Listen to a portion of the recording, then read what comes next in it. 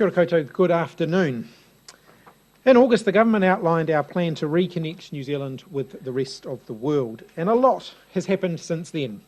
Delta arrived. We've become one of the most vaccinated countries in the world. Overseas, countries that opened up earlier have seen resurgences and in some cases are applying restrictions again. So as we've always done in considering our plans for the New Zealand border, we've studied carefully the experiences of other countries overseas and we've followed the science closely. As a result, we do now consider that we're able to move to our next phase and that the most restrictive border controls can be eased over the first few months of next year, whilst still restraining strong public health protections.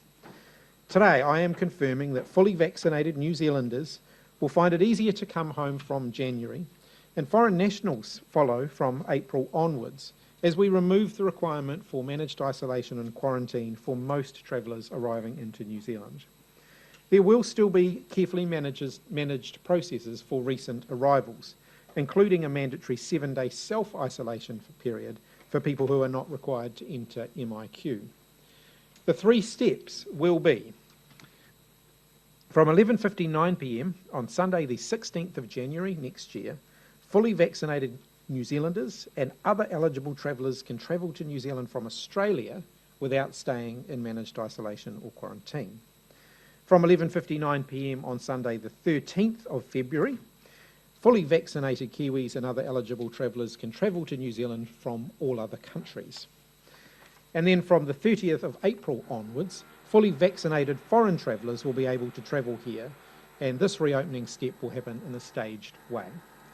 Closing our border was one of the first steps we took to keep our country safe from Covid-19, and it will be one of the last things we do in terms of opening up, following our transition to the traffic light protection framework and the lifting of the boundary around Auckland.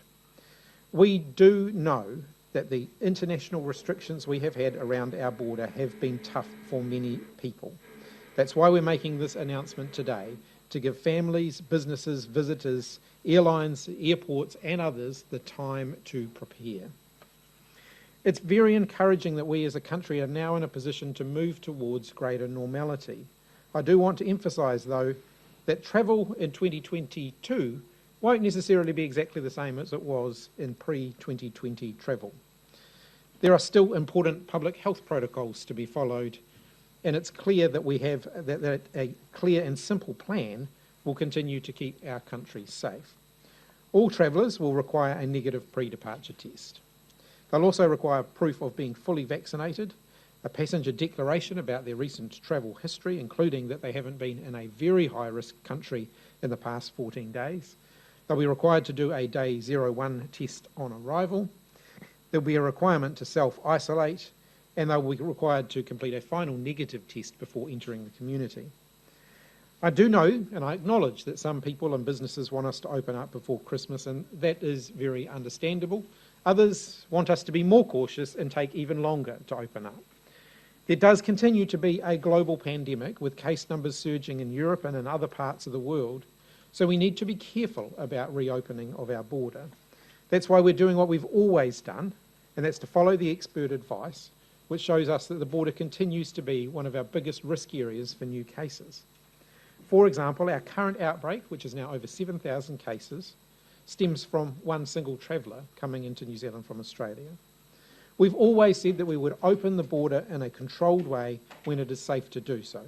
We started that by halving the time spent in MIQ to 7 days, and we've been moving to a 7-day isolation period for fully vaccinated, and now moving to a 7-day isolation period for fully vaccinated travellers will provide continued high levels of confidence around the risk associated with new arrivals, which is also important.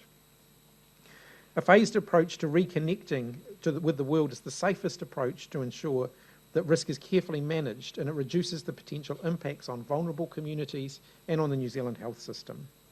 Our opening of borders will logically follow the bedding in of the traffic light system, the lifting of the Auckland boundary, time for regions to get their vaccination rates higher still, and of course for booster shots to be rolled out to those who received their first vaccinations over 6 months ago, which includes many of our over 65s.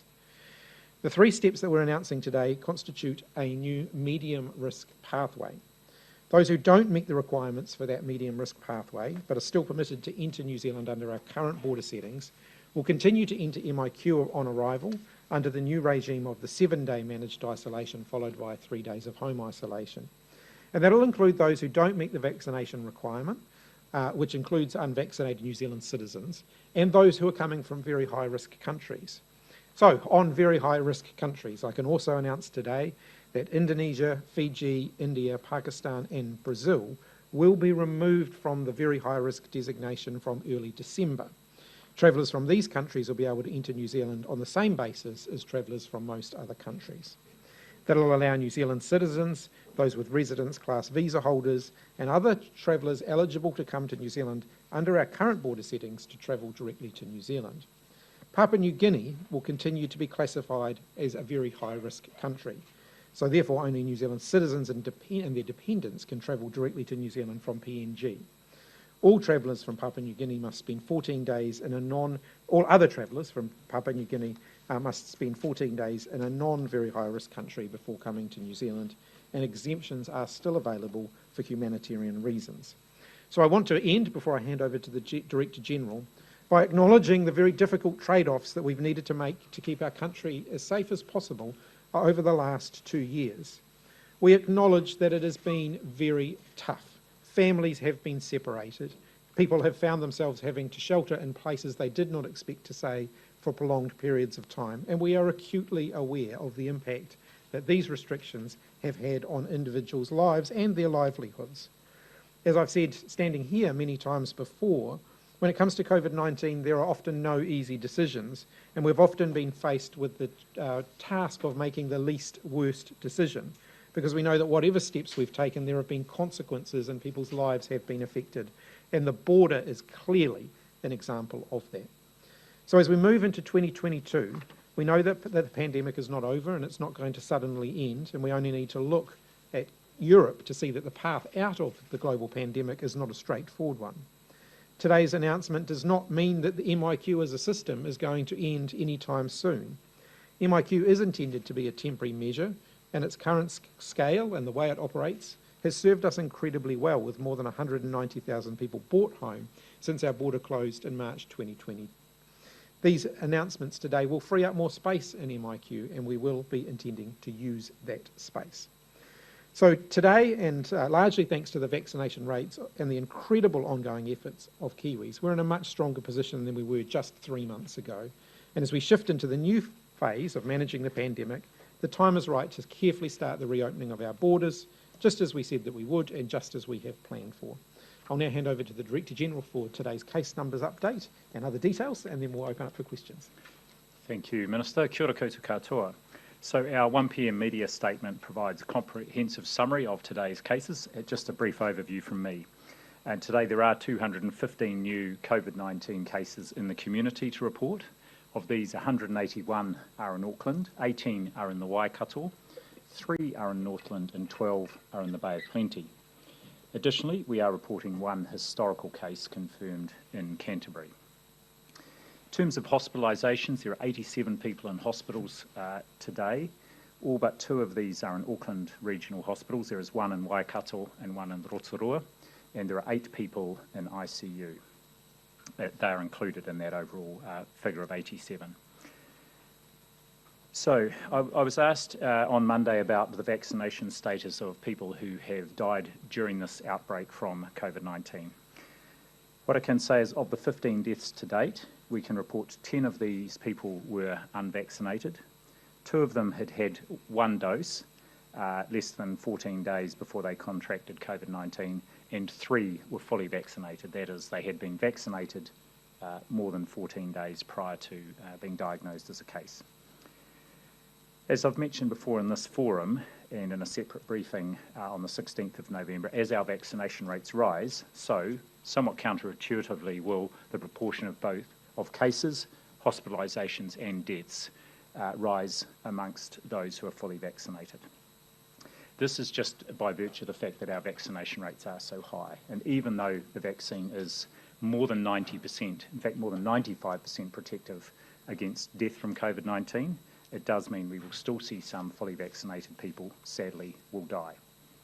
Now, we will update these figures periodically as privacy allows, probably when we get another 10 or so cases each time, because if we update them with individual cases, that, of course, can compromise privacy. I now have just got a couple of slides I want to show, so our interpreter might move to the side while I do that. Thank you, Alan. I showed a slide 3 weeks ago, and this slide shows essentially what's happening with average case numbers. That's the blue line. It's a three-day rolling average of case numbers, and it was showing different R values projected from the 1st of October out, and then what we thought the impact of vaccination might be on the average case numbers, and also how that would compare with the R value. So I've got the updated slide from just 2 days ago on Monday, and you can see that the rolling 3-day average of case numbers has levelled off. Now, this is just the Auckland region, I should say, but you can see it's now at or below that 1.2 R value, and very much now sitting within that medium projection. And the key point here is we are seeing that impact of those high vaccination rates across Tāmaki Makaurau, having a significant impact on case numbers, and we're also seeing that translate, as you will have seen, over the last 10 days or so into hospitalisations and ICU occupancy. So, finally, I do just want to emphasise that a number of our people hospitalised during the outbreak to date have been children under age 12. 42 children under age 12 have been assessed at hospital, and of these, 19 have spent at least 24 hours or longer in hospital being cared for. Of those, 1 was between age 5 and 12, 6 were age 1 to 4, and 12 were under the age of 1.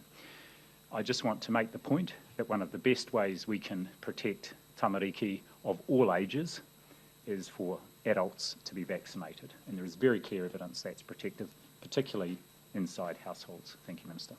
Thank you, Dr. Bloomfield. Nobody told the Prime Minister you're allowed to do PowerPoints during these briefings. Jessica, and then Tova, and then Barry. What's your thinking behind not allowing people to come back from Australia before Christmas? Isn't that a bit mean to make it mid-January?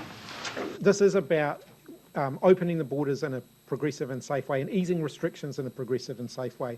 So it does very much connect with the changes that we're making domestically here in New Zealand. So next week we'll be opening up Auckland to a much greater range of activity than has been allowed so far. That increases the risk of transmission. We'll then be removing the boundary around Auckland. That increases the potential for COVID-19 spread. We'll then be moving to increase the volume of travel across the border from Australia and then from the rest of the world. So this is about stepping through a series of changes, all of which increase the risk for New Zealanders. But we want to do that in a way that's managed so that we can try and keep a lid on exponential growth. As the Director General has just showed you in that graph, we've done well at keeping our case numbers low and making sure that we're keeping the virus under control as much as we can, given it's an outbreak of the virus, and we want to stay in that strong position as much as we can. Do you expect people to stick to the 7 days home isolation? One of the reasons that we're stepping that out in the way that we do is that we acknowledge that there'll be more risk with more people isolating at home. But yes, we do expect people to stay in their bubbles for that 7-day period. Now, having said that, other people in the household will be moving around and will be able to. So there's a lot more freedom associated with home isolation than there is with being in MIQ. So, and again, that just increases the cumulative risk that exists around this. So it's not we are entering a stage where we're opening up that medium risk pathway. It's not a low risk pathway, and we'll be very upfront about that. Tova. If you can do this mid-Jan and mid-Feb, why can't you do it now? Get enough. No, as I've said, this is about progressively easing restrictions so that we're not throwing a whole lot of additional risk in all at the same time, because that is the sort of thing that would see could potentially see an exponential growth in cases. And so this is about making sure as we do this, there'll be significantly more movement at the border. And so there will be more cases coming across the border, even amongst the people who have been vaccinated. Have you just finally on that? Sorry, Minister, just finally, have you had any personal experiences with family members who haven't been able to come home, or have you had any personal hardship? Because I want to understand if you know the trauma that so many of these New Zealanders are going through trying to get home. Look, I'm not going to talk about my own family. I never do that in these conferences, and I don't intend to start doing that now. Do you fully understand the trauma that some of these people This is not about me, and I'm not going to talk about my own family, and I have never done that here, and I don't intend to start doing that now. Barry? Do you understand, Minister, the trauma that people are going through? Barry? Yeah, yesterday we saw figures that about 2,500 people came back from Australia, Kiwis, and those who were vaccinated, not one passed on or had COVID. Doesn't it seem cruel that this side of Christmas there are so many New Zealanders that want to come home and you're saying, no, wait until next year? And I'd like a comment about the risk from Dr. Bloomfield as well. If you look at the numbers that I shared yesterday, I think from memory it was about 50 people who came across the border who were vaccinated, still tested positive for COVID-19 arriving in New Zealand. The fact they didn't happen to come from Australia doesn't mean... Yeah, but the fact that they didn't come from Australia doesn't mean that as we increase the volume of travellers from Australia that will continue to be the case. Yes, I'm happy to make a comment, and we looked very carefully at this risk matter, and actually I asked for some independent peer review from Professor Philip Hill in Otago and Professor Tony Blakely in Melbourne on this, and they concurred with our advice. The issue here is there is still a residual risk, and that, and especially as the numbers increase, the odds are that you get people, even if they're fully vaccinated, even if they've had a pre-departure test, you will see cases. But these are not, in a sense, they're different from cases that you will see arising in the existing outbreak where we sort of know there will be a contact. The risk is that these new cases are pepper-potted around the country, and each one of them can start a new little outbreak, as the Minister pointed out. Our current outbreak started from one case. So we felt that that risk needs to be carefully managed, and at the moment, as we open up and move to the new COVID protection framework, and then the boundary in Auckland sort of coming down in mid-December, it was important to bed everything in there before then adding this additional risk by allowing more overseas arrivals. What do you say to Professor Michael Baker, who has said that there's more risk going to a supermarket in Auckland than there is for a person coming in from Australia? I can tell you that Dr. Verrill has had conversations with Michael Baker about that. To test exactly this issue that we have just been addressing around the overall effect of risk, and he does agree with the position that we are taking here. Jane. What role is rapid antigen testing going to play, if any, over the summer? I think rapid antigen testing is going to increasingly play a more prominent role, as we've already indicated. For our surveillance testing purposes, I think we'll see more and more use of rapid antigen testing. I do think also for international travel, we're going to see situations where rapid antigen testing is more widely used as part of those pre-departure testing requirements, and is more likely to be more widely available at airports or near to airports for people to satisfy those pre-departure testing requirements. And as such, that will mean people are being tested much closer to their point of departure than the potentially 72 hours before when they leave. So I think, the world, I think, is going to be using rapid antigen tests more widely, and New Zealand will be using rapid antigen tests more widely. The pass system at the moment still overloaded. We're still hearing from a lot of people, including one woman who's called more than 100 times. Shouldn't it be sorted now after the initial rush? So there are two issues. There's the system itself, where you create your MyCovid record and you download your vaccination pass. We've got about 2 million people now have created their MyCovid record. About 1.75 million people have downloaded their QR codes, and about another 250,000 people have downloaded an international vaccine certificate. There's a bit of overlap between those two groups. Some people have done both. In terms of the 0800, and so that system is working quite well. In the early days of that system, there were some issues with the gateway to allow people into the system, and that was designed because we didn't want that system to be the subject of a denial of service attack, which it is possible that it could be. Unfortunately, a denial of service attack and several million Kiwis trying to access the system at the same time to the system software looks much the same, and so it was turning down the volume arbitrarily, and they've managed to ease that, so there should be fewer issues with people downloading their passes and accessing that system now. In terms of the 0800 number, There were some issues, particularly yesterday, around just the volume of calls to the 0800 number, and I was advised that those were resolved last night. So that 0800, people might have to wait a little bit, but they should be able to get through, and they should be able to get their answers through that 0800 number. Just finally, police vaccines, whereabouts is that in terms of the mandate, if that's coming down the line, because the extension to the vaccine order is about to run out? So is there going to be a crossover where, I think you can expect to see the responsible ministers commenting on that later on this week. I don't have an announcement for you today, but I know that the ministers whose area that is will be making comment this week on that matter. Might be a gap, obviously, between the order and then something else being put in place. Yeah, so like I said, I'm not making comment on that today, but I know that those responsible ministers will be. I was going to come to Claire, actually. I'll come to Claire and then to you. Yeah. The international travel from April for foreign nationals, does that include Australia? So is Australians travelling here pretty much a dead duck until April? And also, is any of this conditional on what is happening with the outbreak domestically? Not necessarily to the latter part of the question. Although, no, actually, sorry, I should say, yes, we will consider the overall situation around Covid-19 that we're facing in New Zealand as we make further decisions around the border. The April timetable does not preclude us moving earlier with specific groups if it is safer to do that, and there may well be opportunities to do that. So I wouldn't rule things out with Australia, but at this point, the key group are those Kiwis and others who live here and have a right to travel here, making sure that they've got an ability to come here. Just on the rapid antigen testing question, at the moment there are only, as I understand it, 3 providers that are allowed, or 3 companies that are allowed to do that. Given the Minister's comments about wanting to see more of that, are you open to the prospect of opening that up for more companies in the coming weeks and months? So at the moment, yes, there are 3 types of antigen tests made by 3 different companies that we've approved for import and use, and that's based on advice we've had that those are the best ones. So we'll stick with that for the time being. However, we do have a process for getting further advice on other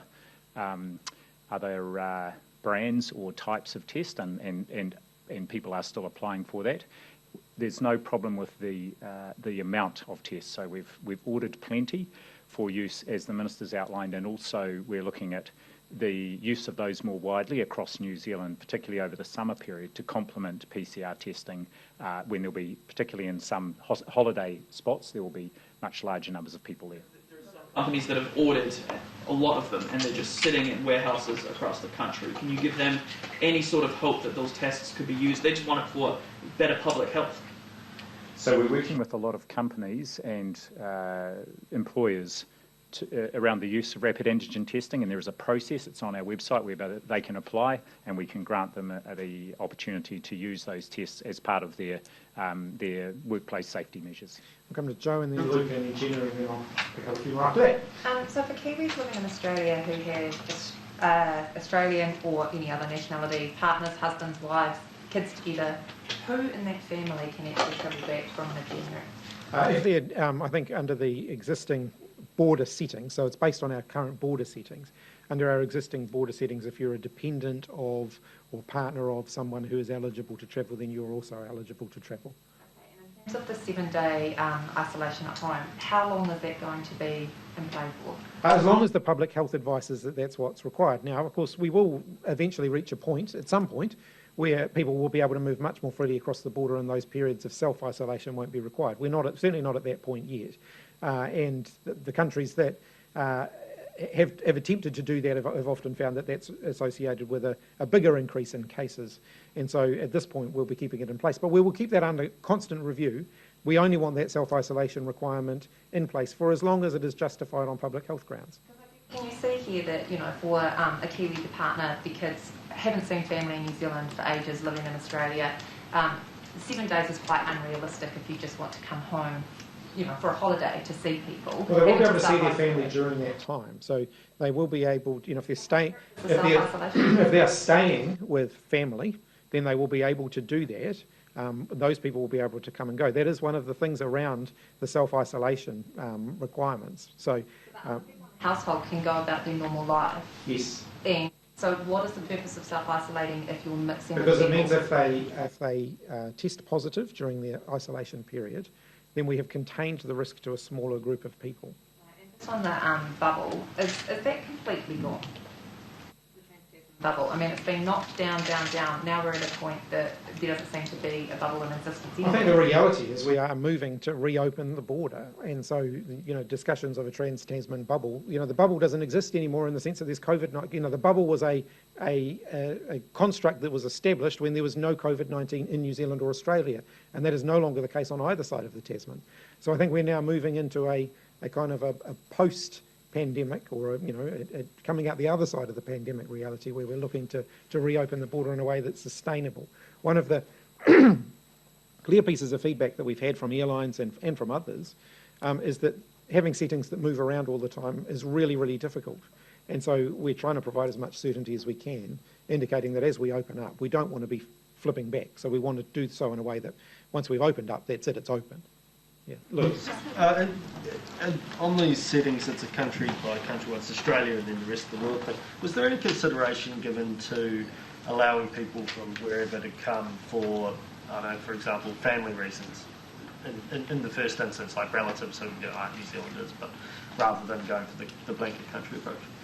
Look, it is difficult. I think whenever we've had requirements around MIQ where we're making judgments about who's more valid, who has a more valid reason to travel than others, it throws up a whole host of issues. What this will do, though, around Australia is it will open up more space in that month between then and when the rest of the world opens up in MIQ, which will open up more opportunities for others to travel. A couple of quick ones. Firstly, forgive me if this is no public, but if you're getting just off the border for a sec, if you're unvaccinated and getting a test to leave Auckland over the summer, are you going to have to pay for that? No, I don't think so. Yeah. At the moment, testing is still free. Yep. Testing will be free, so it won't be any like the bottom before. And just lastly, Dr. Bloomfield, perhaps one for you. We've heard more about the doctrine of cumulative risk the last couple of weeks. I'm just wondering if you could unpack that a bit for us. Where did that come from? What is it based upon? Cumulative risk. Well, I'm not sure of its origins, but it's a well-known sort of epidemiological and other phenomenon where if you've got a baseline risk, which we have at the moment from our outbreak, and then you add in the opportunity for other possible nodes of infection, which you might get if you get people coming and distributed around the country self-isolating, then you've got you get an increase in risk that one thing adds on to another. There are ways, of course, you can reduce the cumulative risk as well, and one of the conversation I had with Professor Blakely was, for example, doing a test at when people arrive at the border reduces the risk that you will get a case in the community by 50%. So that's well worth doing. So cumulative risk is just the adding up, it's the combination or the addition of small risks leads to an overall increase in risk. Be able to see that peer-reviewed material from Professor Blakely and the other professor down at Otago? Well, it's included in the advice that I provided through to the Minister, and that will become a public document, yes. A few questions for Dr. Bloomfield. Are you aware of any hospitals that have cancelled elective surgeries because of the impact of vaccine mandates? There may well be small service impacts in hospitals around the country. I am aware at Kaitaia Hospital, they've had to, for a short period, cancel general anaesthetic surgery, so they can still do surgery that doesn't require general anaesthetic, because they had a key person who was not prepared to be vaccinated, but they now have an arrangement in place where a locum is able to come, and that means they'll be able to reinstate general surgery. How are DHBs impacted by the nearly 1,500 staff stood down over the vaccine? Well, the DHBs, because there was a good lead-in period, had a good signal about where they may have issues, and they have put in place plans to make sure that there is minimal service disruption. Contact tracing. So Brian Roche warned in February the contact tracing system would struggle with a sustained outbreak. Now it is. Why were you not prepared, and what are you doing to fix it? Well, I would say we certainly took on board Brian Roche's advice, and by the time we had the outbreak in August, when it started, you'll see that we actually followed up nearly 40,000 people who were contacts of cases, and that was one of the successes. Our early success in the outbreak was going very wide and being able to follow up a wide range of contacts.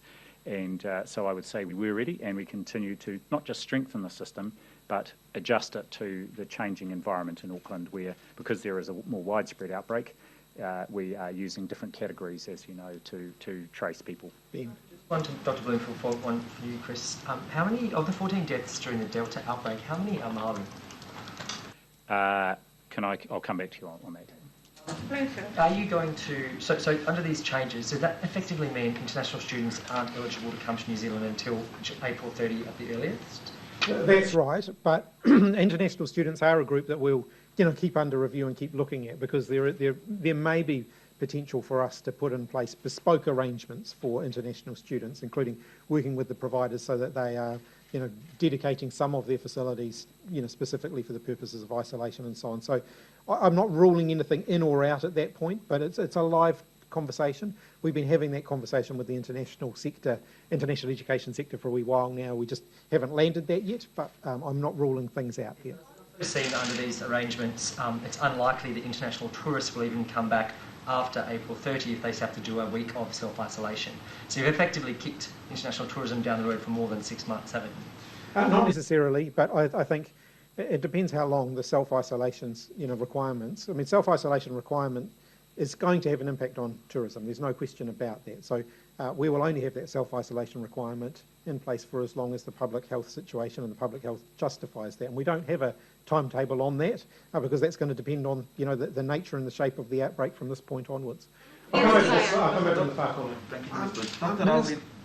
Minister, could you quantify what that cumulative risk actually looks like in number terms? Because I understand that not having self-isolation, or having self-isolation from now would involve an extra 60 cases per week, which doesn't sound huge compared to the numbers that we have at the moment. So what's the cumulative risk? What's the number of cases?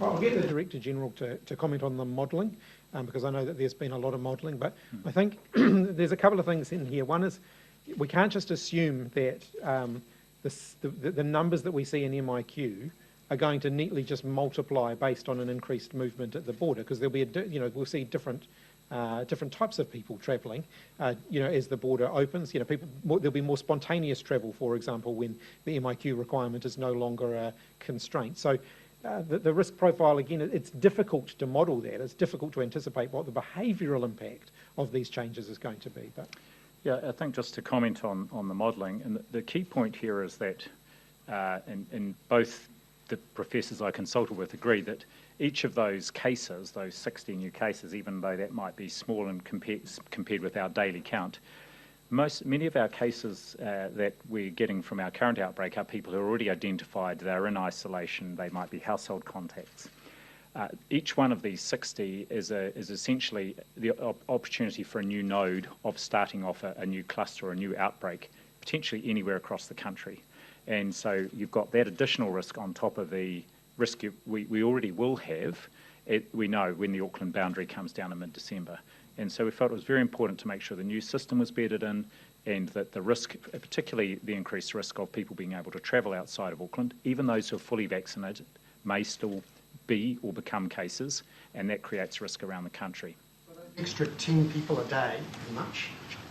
How many extra do they multiply into with your concern about them being nodes? Well, this is quite interesting, because the modelling that Professor Blakely had done, actually, he was identified quite a high R value of around 5 or 6. That was with no public health precautions in place. But again, what we would like to see is what is the impact of the new alert levels when the country moves to that, and particularly then when the Auckland boundary goes down, because that will give us an idea of the effectiveness of those public health protections. Okay, we'll come back and move to Brent. Dr. Auri Taunui, at the request of the DPMC, has been sending a Māori modelling and data to DPMC for the past 12 months. Why is it that the government continue to maintain that you don't have access to that information? Look, I don't think I've ever said that we haven't received any modelling. It's just I don't necessarily take a photographic imprint of every potential model or every potential projection that I've seen over that time. I think when you were asking me that question last time, I indicated that I would go back and check. Yeah, 3 times more likely to die from COVID. Do you not think that having access to that, or using that information to better respond to Māori communities? I think the best response that we can have in Māori communities is to do exactly what we're doing, which is a real, relentless focus on getting vaccination rates up in Māori communities. They are the parts of the country that have the lowest vaccination rates at the moment. And Dr. Whitfield? I take it this decision supersedes this business self-isolation trial that you've been running? It builds on some of the lessons that we've learned from that. We indicated when we kicked off the business self-isolation trial, and of course that was in a slightly different environment. It was a week or so before we started dealing with the current Delta outbreak, but this was the beginning, and that this builds from that. Under that trial, people had to, I think, return and then go immediately to self-isolation within, I think, 50 kilometres of both Christchurch and Auckland. Are people who come back now under this, are they able to get onto domestic airlines or what have you to travel home, or are they expected to go straight to Yes, they will. Yes, I did ask you last week about whether or not you had seen the modelling, and you couldn't recall, but however, Māori case numbers still make up 50 to 60% of daily cases. So have you just not looked at it in the last week, or is there a reason to not look at it, or are you deciding not to? No, I think that Māori case numbers are a reflection of the segment of the community that COVID-19 has found its way into, where there are a greater number of Māori people. And looking at the modelling, if it's there and you couldn't recall it, you said that you could tell me whether or not you've seen it. You could probably come back with that information. Have you not looked at it in the last week since last been asked about it? As I've indicated to you before, models will tell us a variety of things, and there are a lot of models there, and we do look at all of them. One of the models that you've looked at are those Māori models. Like I said, we've looked at a range of different models, including the Māori models, including the ones that have just been mentioned, and some of the ones that have been published in the media. Okay, I'll come back over here. Yeah. So just on contact tracing, so about 68% of contacts have had an outbound call from contact tracers. It was 75% 2 weeks ago. Will this continue to drop? Are our public health units adequately staffed? And can you explain what this means for sort of controlling the outbreak? Yes, and yes, it won't continue to drop, it will go back up, and I asked for an explanation from the team on that because I know that the numbers are well within our capacity, and this was an issue around recording of household contacts and their data about outbound calls or when they were contacted or tested were not being included in the information because they were in the same place as a case. That has now been corrected, so you will see the metrics come back up to where we would expect them and want them to be. That is, we're wanting, of course, all cases to be contacted within that first 24 hours, or 80%, but we strive for everybody, and then, of course, that follow-up testing to be in a timely way.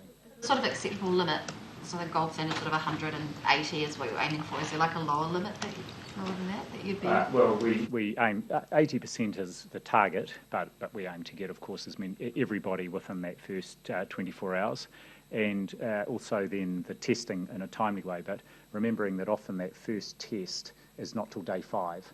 And so that's often why there may not be a testing result in, even though someone has been contacted.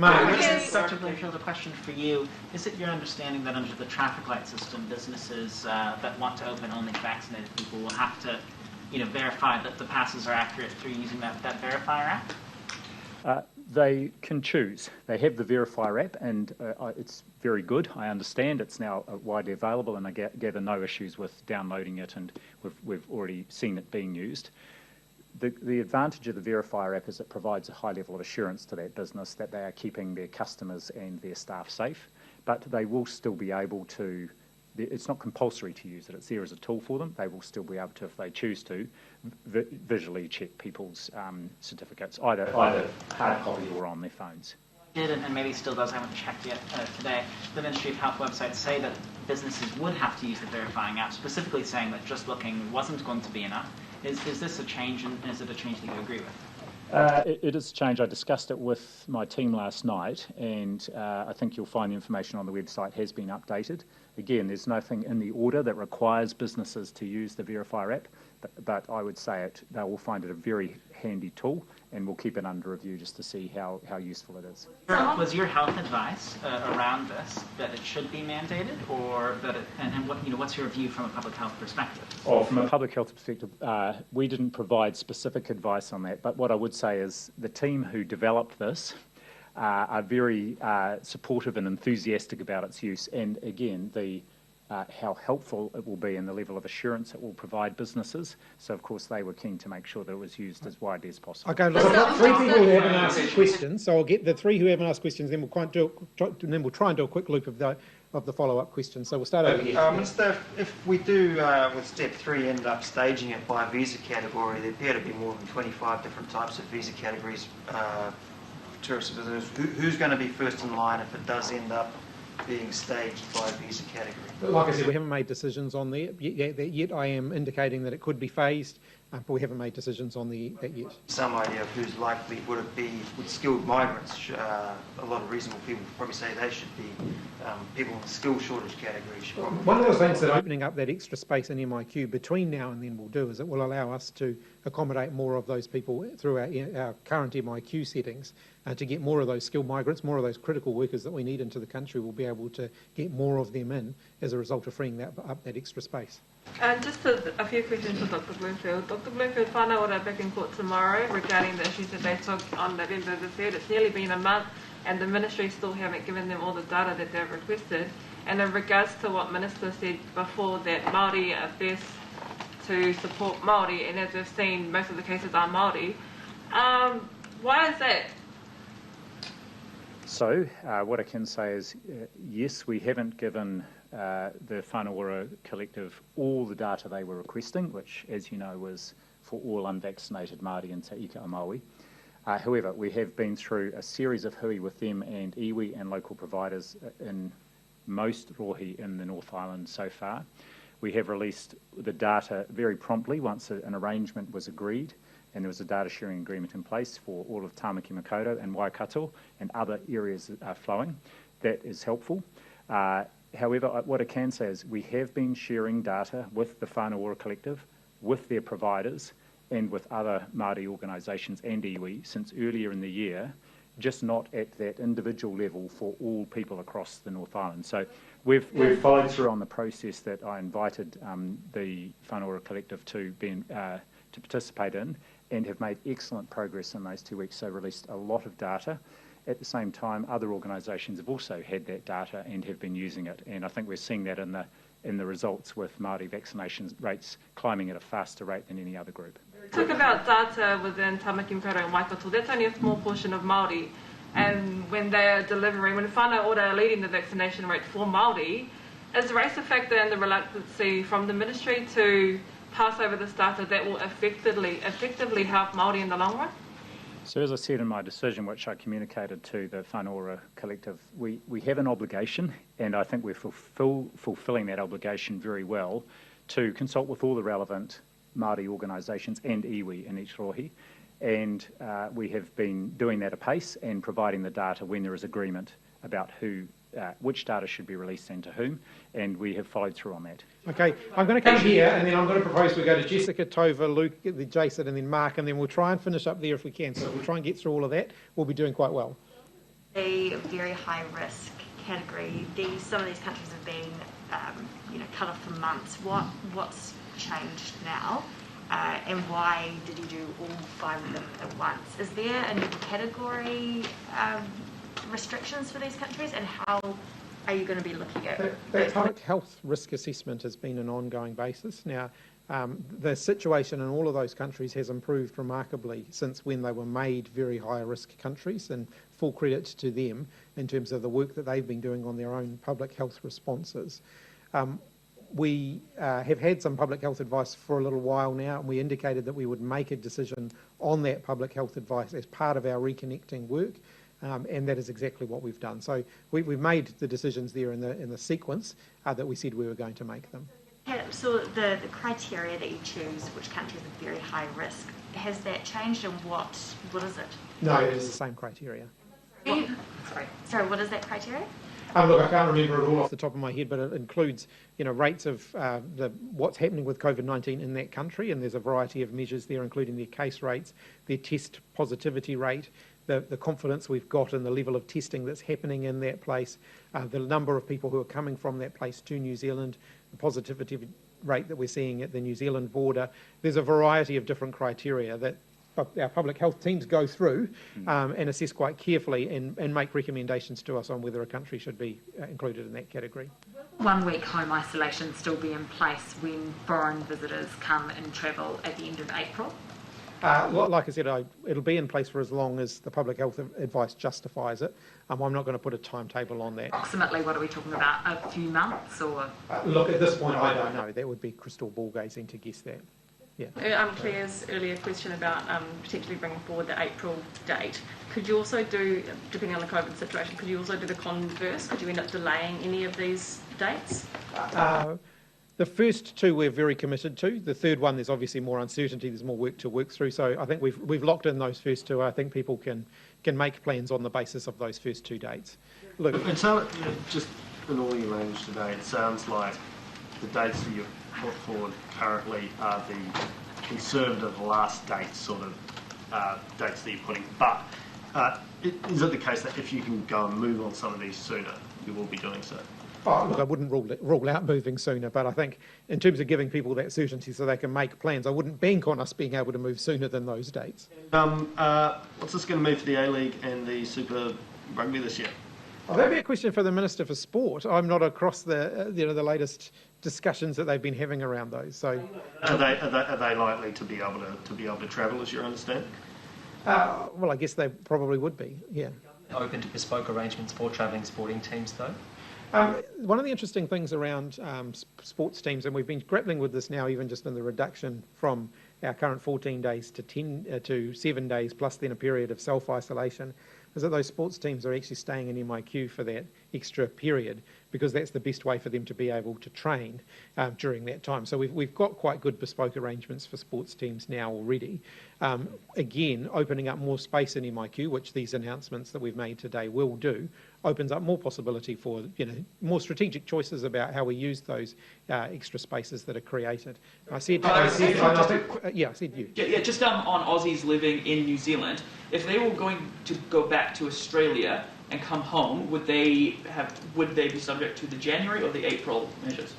Sorry, Australians that are living in New Zealand now, if they go back to Australia for Christmas, if they wanted to come back, is it January or April? They'll be included in the January groupings. Yeah, Mark. Bloomfield, on this question around the verifier, there will be businesses that choose not to use it because they don't have to, and that might be well known that this business or that business doesn't use it. Doesn't this sort of just mean that people can quite easily get around some of those gathering caps in the traffic light system?